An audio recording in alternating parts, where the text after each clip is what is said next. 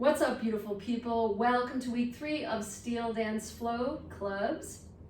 This week is a big week. This week we're grounding into the quality of risk.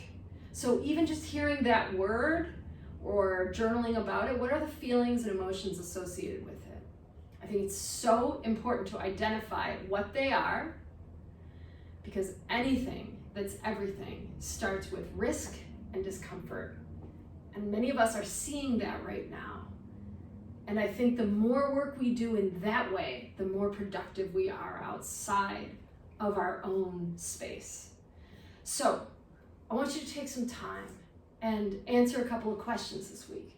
What risks are you willing to take to encourage quality connections for change? What are those risks? Jot them down. Maybe they're different from one day to the next. That's even better.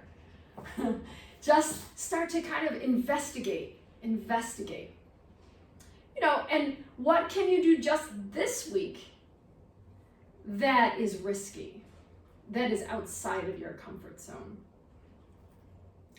We have to do these things, and this is going to happen on a couple of different levels. So, number 1, journal about your reflections around risk, what that means to you.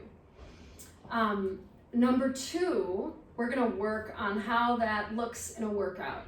So this week's protocol is an EMOM, which stands for every minute on the minute.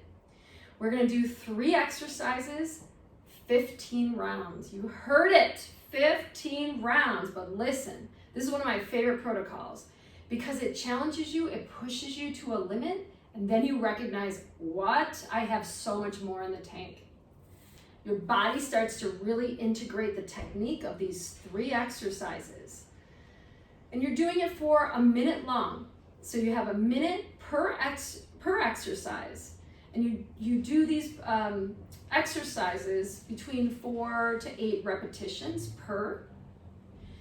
3 exercises, 4 to 6 or 8 reps per. And then at the end of your last exercise, you hopefully will have time to recover. So your reward is your recovery time in that span of a minute. And you'll notice that you have so much more. You have more reserves as you go, as you actually move towards maybe the middle of that, of the round. So like 7 or 8, you'll start to recognize, oh my God, I can actually go further, which means that I have more recovery time. All right, and of course, always with good technique and form. So the recommendation is that you start with 4 repetitions per exercise in maybe the first and the second round, and you see if you can manage another couple repetitions. But only if you can perform those exercises with good technique and form, okay?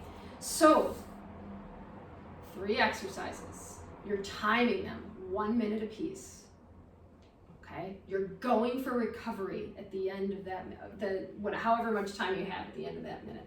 That's your reward, all right? So without further ado, we're gonna go right into the exercise. Okay, so I have 2 clubs in my hands for the first exercise. If you don't have 2 clubs, no worries at all. But if you have 2 and you want to take that risk and that challenge, I recommend you do it. The first exercise is a hinged club reverse fly. So hinge, we're going to actually work here. You're going to lift your tail up and sort of find your hip crease. So it's not so much a squat. Your knees can be soft, but you're working for this nice little fold in your hip creases. I'm here, I've got a proud chest. I do not want to round, please don't do it.